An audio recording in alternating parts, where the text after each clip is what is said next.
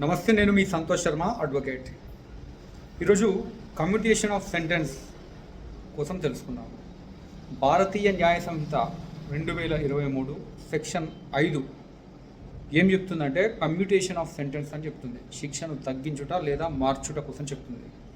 అయితే section 474 of Bharatiya Nagarik సురక్ష సంహిత ద్వారా ప్రభుత్వం సరి అయినటువంటి ప్రభుత్వం appropriate government without the consent of the offender శిక్షను తగ్గించవచ్చు లేదా మార్పు చేయవచ్చు.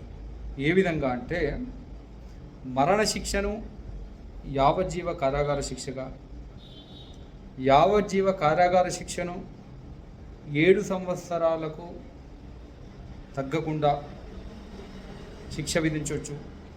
అట్లాగే 7 సంవత్సరాలు లేక అంతకన్నా ఎక్కువ ఉన్నటువంటి శిక్షను 3 సంవత్సరాలకు తక్కువ కాకుండా మార్పు చేయవచ్చు లేదా తగ్గించవచ్చు.